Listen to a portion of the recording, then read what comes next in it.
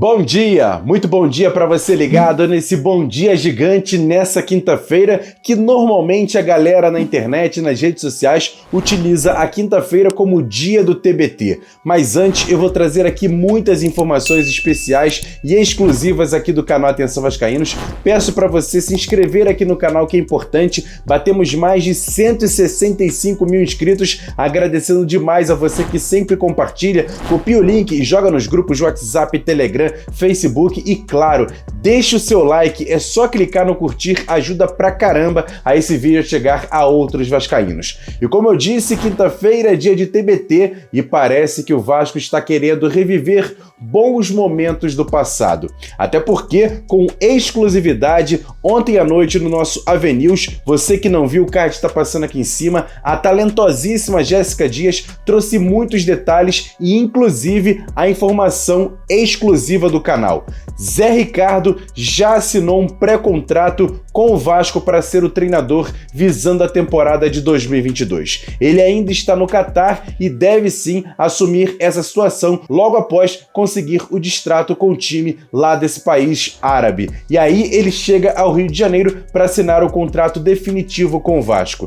E olha, em relação a Zé Ricardo, essa informação exclusiva que você viu ontem à noite no nosso Avenews, mas em 2017, onde ele chegou e teve uma passagem importante entre 2017 e 2018, já que levou pela última vez o Vasco à Libertadores da América, e quando ele chegou a assumir essa posição de técnico principal do Vasco, confere só o que ele falou na chegada dele ao Vasco, e olha que foi o primeiro clube em que ele trabalhou, justamente no futsal do Vasco da Gama. Confira! Olha, a gente é um profissional, né? E como profissional a gente tem que encarar os desafios. Eu acho que, como diz o filósofo grego Sócrates, não o doutor, mas o filósofo, a vida é feita de desafios e se a gente não vivê-las, para que viver, né? Então a gente tem que viver esse desafio, e mais do que um desafio, uma satisfação enorme de voltar ao Vasco.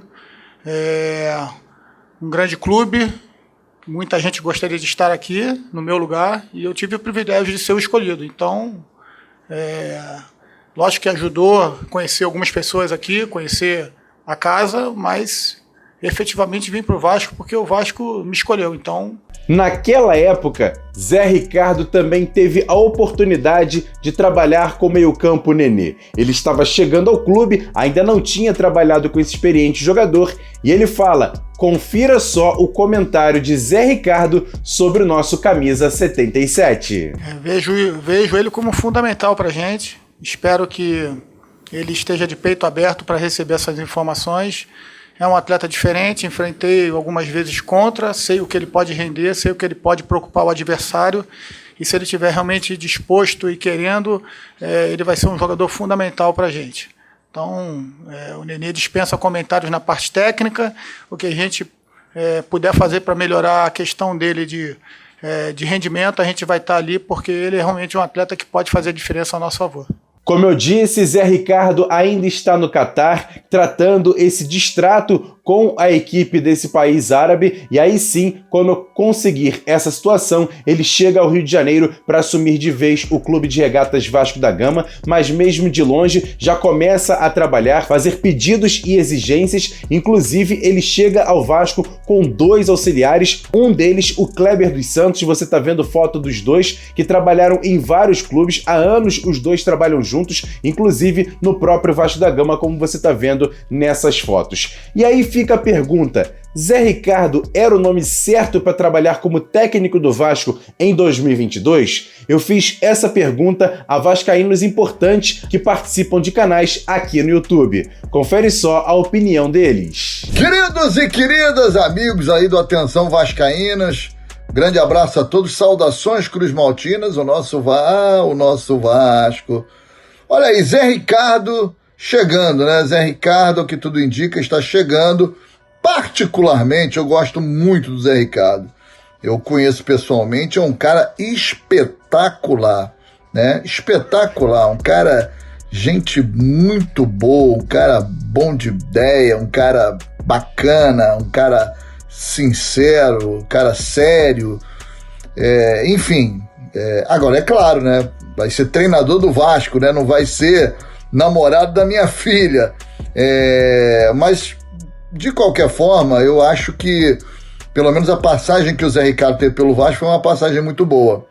Aliás, ele, se não me falha a memória, foi o responsável, né, o técnico daquele time do Vasco que chegou à Libertadores da América. Então, eu gosto, acho que o Zé Ricardo é um treinador que tem uma capacidade enorme, inclusive de trabalhar com jovens, né, com os garotos da base.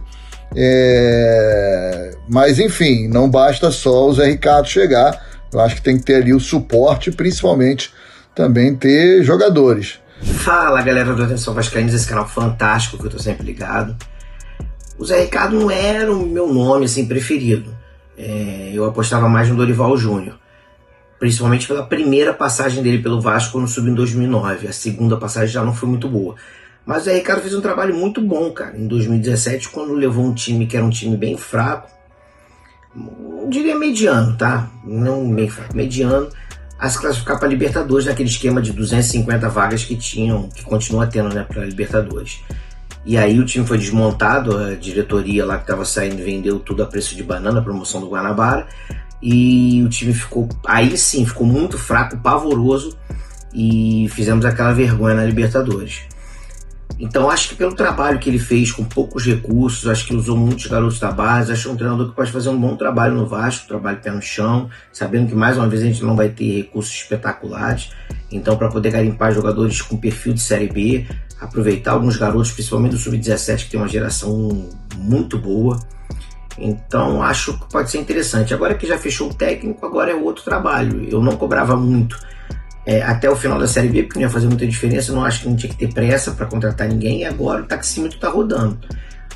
Então a gente precisa logo fechar lá com o CEO, o manager de gente, sei lá o que vai ser, qual vai ser a nomenclatura, esses dois nomes para poder tocar, para poder a gente não começar 2022 mais uma vez atrasando o planejamento do futebol. Tá legal, gente? Então valeu, saudações vascaínas, abraços e boa semana para todos.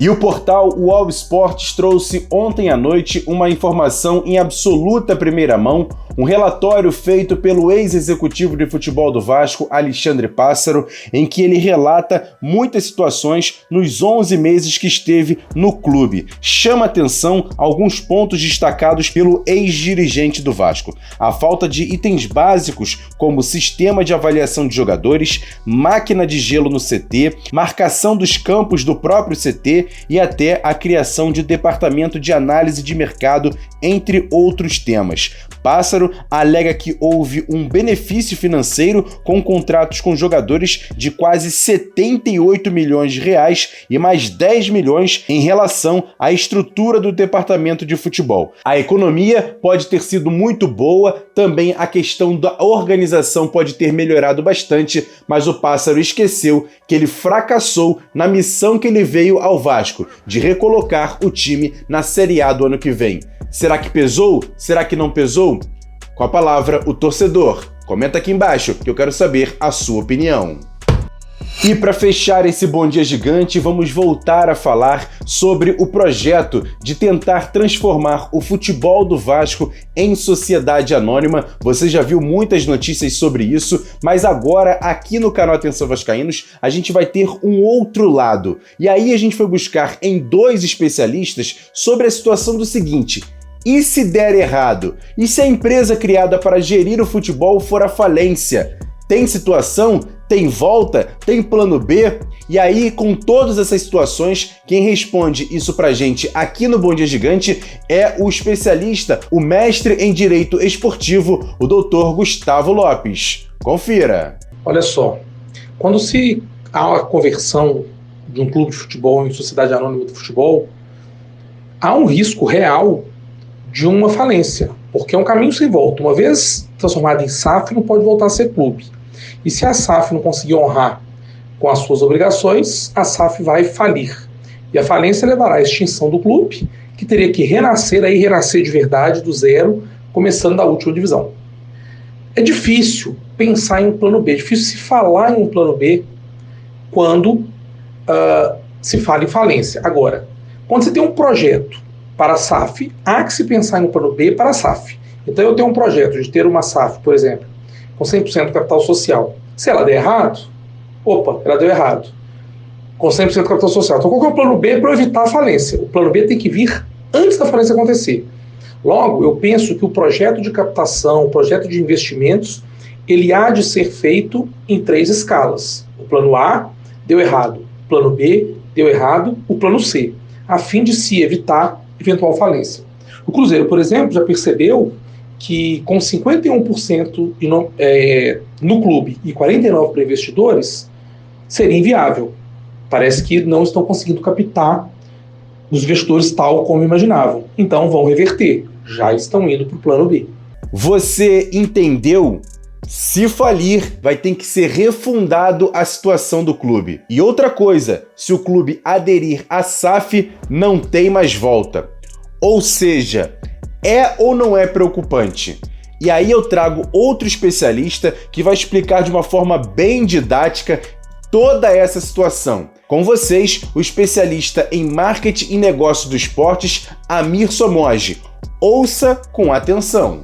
O projeto da SAF já nasce com o objetivo de ajudar clubes endividados. Então o objetivo é exatamente evitar que haja uma falência de um clube muito endividado na transformação em empresa. Então, mais do que a captação de investidores para clubes muito bem administrados, o projeto de lei que acabou sendo criado estava mais ligado a Cruzeiro, Botafogo, Vasco, nesse sentido. Tem que se mudar o estatuto do clube, naturalmente, porque o clube, para poder se transformar numa empresa e até captar recursos, de investidor, isso tem que passar pelo sócio, que é o verdadeiro dono da associação. Então, nada vai acontecer sem que haja mudança estatutária. Com relação à transformação em empresa, dá a chance do clube respirar um pouco, porque aí ele vai começar a pagar essas dívidas no longo prazo, ele vai ter recursos novos para o investimento, para esse investimento de longo prazo. E o mais importante para mim nesse sentido é entender como que se dará esse processo de 51% ou mais das ações para esse investidor, como ele vai entrar. Então, tudo vai depender da configuração dessa SAF, quem serão os proprietários, se o clube vai ter quantos por cento. Então tem várias questões. Pode ser também, não só investidor local, pode vir um bilionário e comprar, é possível, dependendo de como for estruturado o projeto. E como é que funciona, que é o mais importante para o torcedor entender, a questão da dívida. O clube tem uma dívida enorme, ele não tem como pagar essa dívida no curto prazo, ele precisa de um plano de reestruturação de dívida e pagar isso no longo prazo. A lei permite que o clube faça isso, então a nova empresa vai destinar até 20% da sua receita anual para pagamento de dívidas. Então, na verdade, essa nova empresa, a Vasco SAF, vai faturar 80%, porque os 20% excedentes vai ser para pagamento de dívidas. Isso está na lei e é assim que os clubes vão se estruturar para poder equilibrar suas finanças num novo modelo empresarial. Eu não sei se vai funcionar para o Vasco, mas seria muito importante para o futebol brasileiro que um clube com tantas dívidas, como é o caso do Vasco, o Botafogo, o Cruzeiro e tantos outros, pudesse criar um modelo sustentável para que outros pudessem seguir. Acho que é isso. Obrigado. Quer dar um presente para sua mulher ou para seu marido? Precisa de um perfume? E se seu relógio dá problema? Vá na loja Pompadour, Shopping Barra Square 3555, lojas 120 e 121, Bloco 1, Barra da Tijuca, Zona Oeste, Rio de Janeiro. As melhores marcas da perfumaria importada, grande variedade de relógios importados e nacionais, relojoeiro no local, troca de bateria e pulseira, conserto de todas as marcas de relógio, joias, ouro 18 quilates. Pompadour, atendendo você com brilho e pontualidade.